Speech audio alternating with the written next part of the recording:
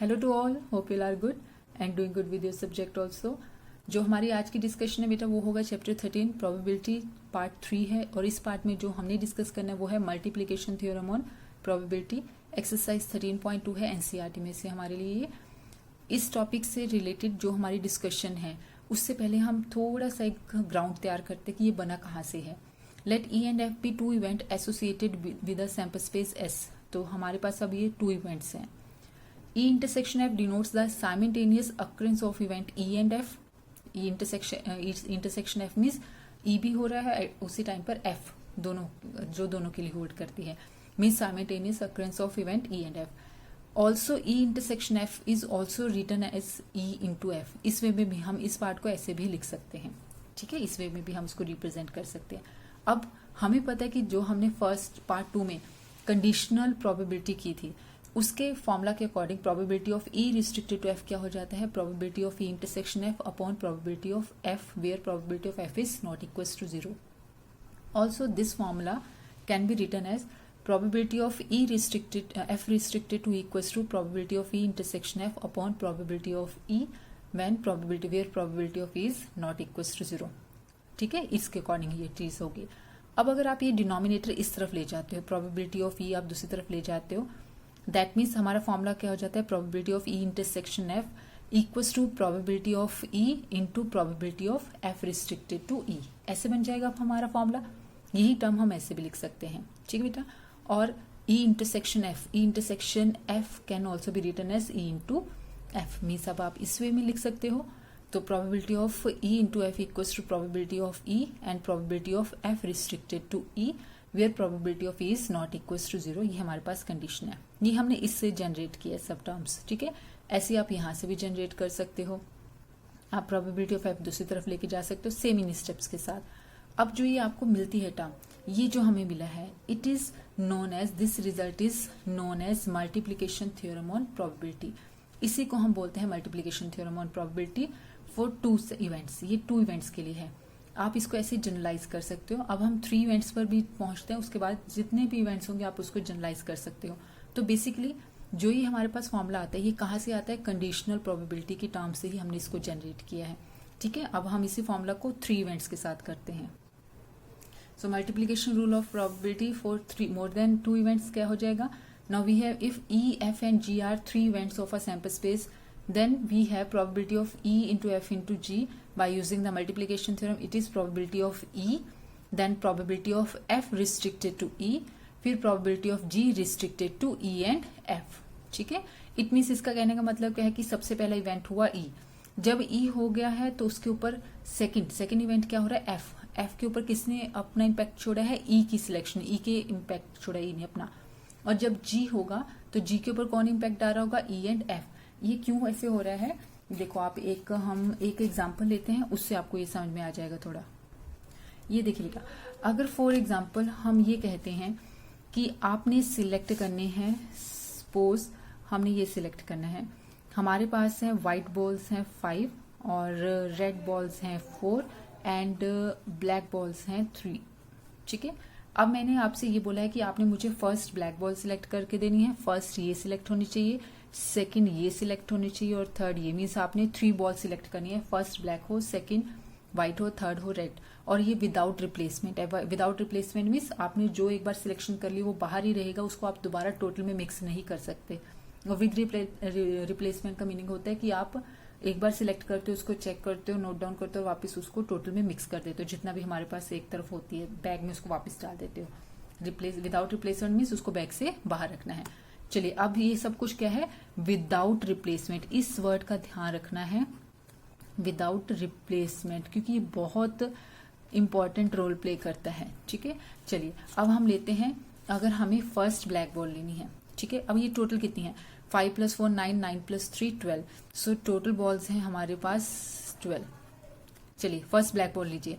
First हम black ball लेंगे तो 3 फेवरेबल 3, टोटल कितनी है 12, 3/12 इनटू मल्टीप्लिकेशन थ्योरम है ना। और वैसे भी जब तक टास्क खत्म नहीं होता तब तक हम इनटू में ही चलते हैं, ये आपने सीखा हुआ है, इनटू। अब हमने सेकंड बॉल कौन सी लेनी है, व्हाइट कितनी है 5, ठीक है, विदाउट रिप्लेसमेंट है, याद रखना है। 5 व्हाइट बॉल अपॉन कितनी बची हमारे पास टोटल में, एक हमने ब्लैक ले ली है ना, टोटल कितनी थी 12। इसका मतलब जब आप एक ब्लैक बॉल सिलेक्ट कर चुके हो और विदाउट रिप्लेसमेंट है, मीन्स जो आपने ब्लैक बॉल सिलेक्ट की होगी अब उसको हम बैग से बाहर रखेंगे। तो अब हमारे पास टोटल कितनी हो जाएगी, यहाँ 2 रहेगी, ये 4 है और ये 5 थी। मीन्स टोटल में अब हमारे पास हो गई हैं 11 बॉल्स। ठीक है, तो यहाँ आ गया 11। इट मीन्स जब आपने पहली बॉल सिलेक्ट की उसके ऊपर किसी का इम्पैक्ट नहीं था, वो टोटल 12 ही आई है। लेकिन सेकंड बॉल जैसे ही आप गए हो सेकंड बॉल लेने, तो उसके ऊपर इम्पैक्ट आया। वो जो पहली बॉल है वो क्योंकि बाहर निकल गई है तो टोटल में कम होगी काउंटिंग। अब आ जाइए थर्ड बॉल पर। थर्ड बॉल हमने कौन सी लेनी है, रेड लेनी है। फेवरेबल तो 4 है क्योंकि रेड बॉल्स कितनी है, 4 है, और रेड में से तो अभी तक हमने निकाली ना। अब टोटल कितना होगा, विदाउट रिप्लेसमेंट है ना, एक बॉल यहाँ से कम होगी, तो टोटल 12 थी, 2 बॉल्स कम हो गए तो वो कितनी होगी, 10। और हमें ये पता ही है, परमुटेशंस में भी हमने किया होगी 1 बाय 1 एक एक कम करते जाना है। तो इसलिए इसको फर्स्ट टास्क ने सेकंड के ऊपर अपना इम्पैक्ट डाला है, और थर्ड जब हमने थर्ड को किया तो फर्स्ट और सेकंड इन दोनों का इम्पैक्ट आया है। मीन्स ये सिर्फ ई है फर्स्ट टास्क। जब आप ये सेकंड टास्क एफ कर रहे हो तो उसके ऊपर किसका इम्पैक्ट आया है, फर्स्ट टास्क का।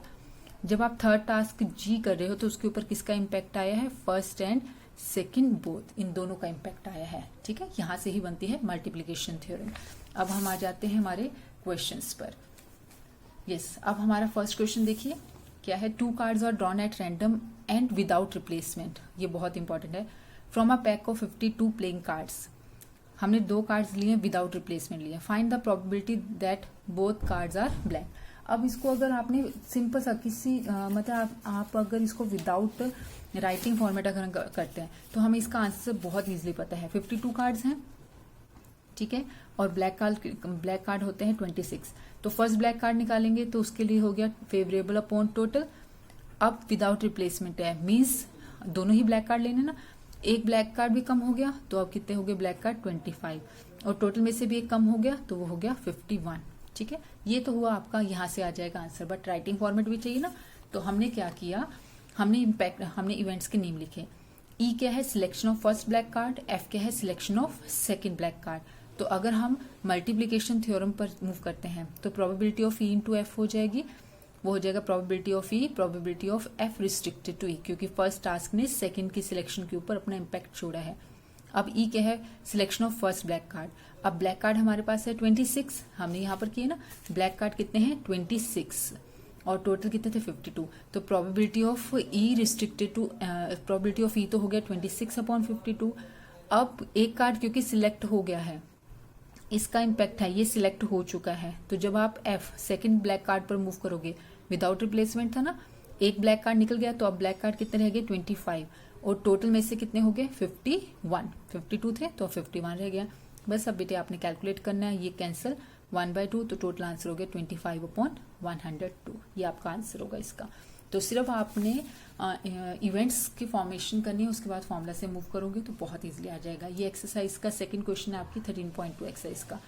चलिए नेक्स्ट क्वेश्चन देखिए। अब ये है आपके पास सीबीएसई में कंपार्टमेंट के पेपर में आया हुआ ये question. Bag contains 5 white, 7 red and 3 black balls.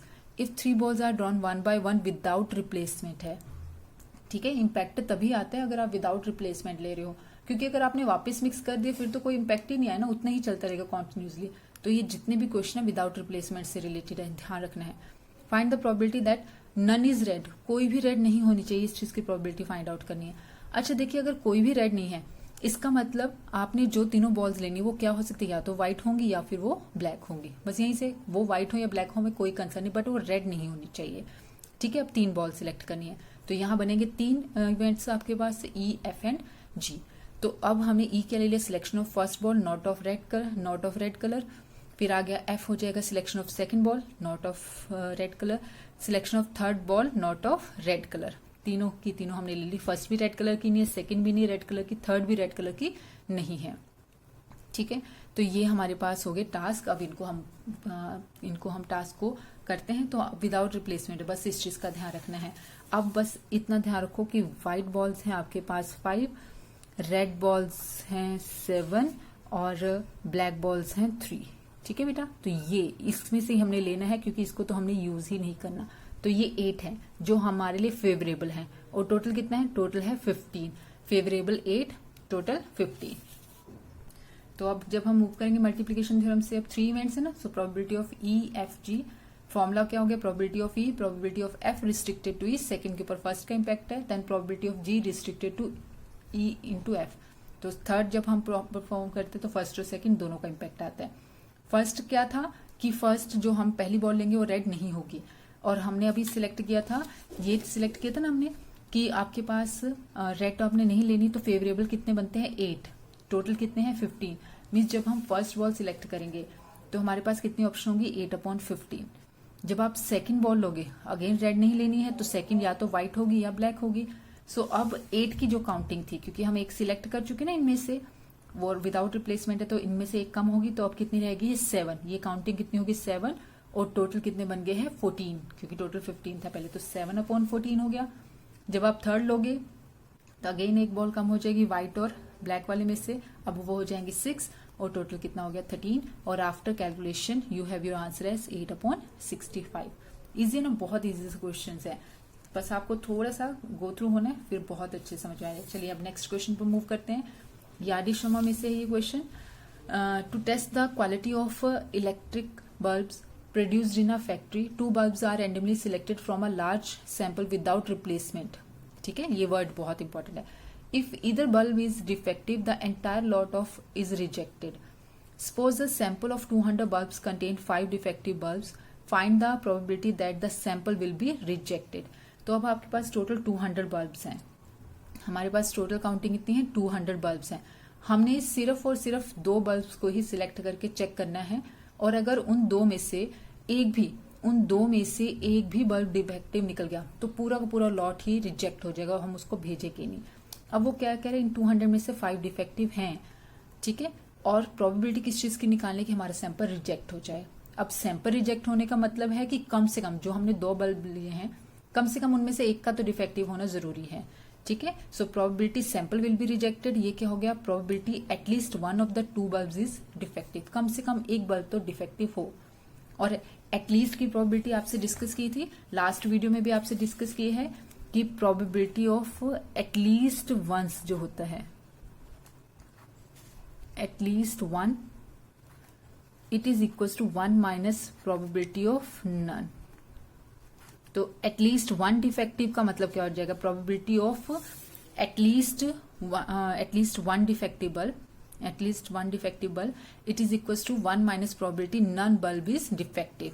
ठीक है ना, एटलीस्ट 1 किस में रिप्लेस हो जाता है, at least 1 defective bulb equal to 1 minus probability no defective bulb, एक भी डिफेक्टिव नहीं होना चाहिए। अब अगर एक भी डिफेक्टिव बल्ब नहीं है, इसका मतलब वो दोनों के दोनों बल्ब क्या होने चाहिए, 1 minus probability both the bulbs are non defective. ठीक है, जो भी हम दोनों बल्ब्स लेंगे वो दोनों के दोनों नॉन डिफेक्टिव होने चाहिए बल्ब्स। ठीक है, तो अब हमारा टास्क बहुत इजी हो गया। अब हमें पहला बल्ब भी यहाँ पर जब हम पुट करेंगे 1 माइनस प्रोबेबिलिटी फर्स्ट बल्ब भी नॉन डिफेक्टिव और सेकंड बल्ब भी नॉन डिफेक्टिव होना चाहिए। अब आप यहाँ नहीं कंफ्यूज होना कि उन्होंने तो रिजेक्ट करने के लिए मांगा था, तो मैम नॉन डिफेक्टिव पर क्यों आ गए हैं। जो रिजेक्ट करने की प्रोबेबिलिटी थी वो ये थी कि इनमें से कोई ना कोई एक डिफेक्टिव हो, लेकिन हमने जैसे ही 1 माइनस कर दिया, 1 माइनस का मतलब होता है कि उसका नॉन डिफेक्टिव हो गया ना, ये नेगेशन आ जाता है ना, ऐसे किया था हमने कि probability of A not A equal to 1 minus probability of A, तो इसी से मूव कर रहे हैं। तो यहाँ अगर रिजेक्टेड की बात हो रही है तो जैसे ही 1 माइनस कर देंगे तो वो डिफेक्टिव की बात हो रही है तो 1 माइनस करते हम नॉन डिफेक्टिव पर आ जाते हैं। ठीक बेटा, तो अब पहला बल्ब भी हमने नॉन डिफेक्टिव लेना और यहाँ पर जब इस प्रोबेबिलिटी को लेना है तो सेकंड बल्ब भी नॉन डिफेक्टिव। तो हमारा क्वेश्चन कुछ ऐसा हो गया, selection of first non defective, selection of second non defective. It means जो ये प्रोबेबिलिटी है वो क्या हो जाएगी 1 minus probability of E into F. ठीक है, इनकी मल्टीप्लीकेशन के इक्वल हो गया। यहाँ लगा दी हमने मल्टीप्लीकेशन थ्योरम, ये बन गई। अब पहला नॉन डिफेक्टिव लेंगे, हमारे पास कितने डिफेक्टिव है 5, मीन्स नॉन डिफेक्टिव कितने हो गए 195। तो फर्स्ट नॉन डिफेक्टिव की प्रोबेबिलिटी हो जाएगी फेवरेबल अपॉन टोटल 195 अपॉन 200। जब हम सेकंड नॉन डिफेक्टिव पर मूव करेंगे तो एक कम हो जाएगा क्योंकि ये क्वेश्चन विदाउट रिप्लेसमेंट का था, तो 194 अपॉन 199। 1 माइनस हो रहा है बेटा, ध्यान रखना है, इस वजह से ही हम डिफेक्टिव से नॉन डिफेक्टिव पर शिफ्ट हुए हैं, इस 1 की वजह से। बस इसको कैलकुलेट कर लोगे तो 197 अपॉन 3980। इससे अच्छे से गो थ्रू होना इस क्वेश्चन से। ठीक है, डाउट हो तो प्लीज मार्क करके मुझे बताना है। सो ये छोटा सा टॉपिक है, अब आप कुछ क्वेश्चन खुद ट्राई करोगे। मैंने आपके लिए यहाँ 2 क्वेश्चन लिखे हैं, एक्सरसाइज में से अगर मूव करते हो तो आपका सेकंड और थर्ड क्वेश्चन है, क्योंकि 13.2 में ही इंडिपेंडेंट इवेंट्स भी आते हैं, वो हम नेक्स्ट पार्ट में डिस्कस करेंगे, नेक्स्ट वीडियो में, तब 13.2 कंपाइल हो जाती है। आज सिर्फ इस वीडियो में मल्टीप्लीकेशन थ्योरम ही है, ठीक है बेटा। तो इसके जो वहां पर 2 क्वेश्चन है उनको देखना है, जो एग्जाम्पल से रिलेटेड क्वेश्चन है उनको भी देखना है। यहाँ पर मैंने आरडी में से आरडी शर्मा बुक में से आपको 2 क्वेश्चन दिए हैं, वो क्या है, 2 balls are drawn from an urn containing 2 white, 3 red and 4 black balls, 1 by 1 without replacement। ये वर्ड मल्टीप्लीकेशन थ्योरम के लिए बहुत जरूरी है। What is the probability that at least 1 ball is red? अब अगेन वही आ गया ना कि at least 1, और हमने क्या लिखा था, at least 1 क्या होता है, 1 minus probability of none। तो at least 1 ball is red means 1 minus probability no ball is red। कोई भी बॉल रेड नहीं होनी चाहिए, इट मीन्स हमारी बॉल्स कहाँ से होनी चाहिए, या तो व्हाइट होनी चाहिए या ब्लैक। तो फेवरेबल बन गए 6, ठीक है, ये बनेंगे, इसको तो हमने लेना ही नहीं है, ठीक है, समझ आ गया। तो 1 minus no ball is red, यहां पर आ जाएंगे हम, यहां से करना इस क्वेश्चन को। तो आपको आंसर मिलेगा 7/12 आपका जो यहाँ पर आंसर होगा।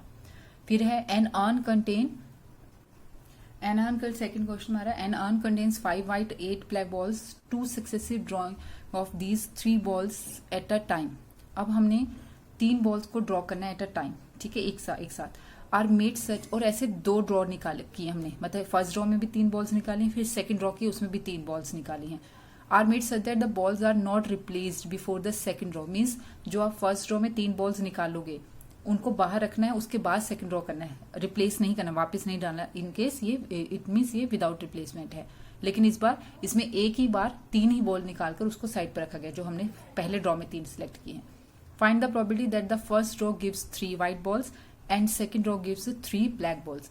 तो ई आपका होगा, ये यहां से बनेगा 3 व्हाइट बॉल्स, ठीक है, सिलेक्शन ऑफ 3 व्हाइट बॉल्स, और सेकंड ड्रॉ आपका एफ क्या बनेगा, सिलेक्शन ऑफ 3 ब्लैक बॉल्स। अब जब आप ये 3 व्हाइट बॉल्स लोगे, वो यहां से लेना है ना, 5 में से 3 लेनी है, तो ये कैसे बनेगा, 5C3 ऐसे कुछ होगा, 5C3 अपॉन टोटल कितना हो जाएगा, टोटल आपके पास है यहाँ पर 13, 5C3 और टोटल कितने हैं 13, तो ये हो जाएगा 13C3। ऐसे जब आप ई करोगे, अब एफ आप अपने आप सोचोगे ये अब वापिस नहीं आनी, तो इसका मतलब एफ के टाइम पर ब्लैक बॉल लोगे तो यहां से लोगे 8C3, और काउंटिंग में कितनी हो जाएगी अब 10, ठीक है बेटा। तो ऐसा कुछ होगा ये 8C3 अपॉन 10C3, ठीक है।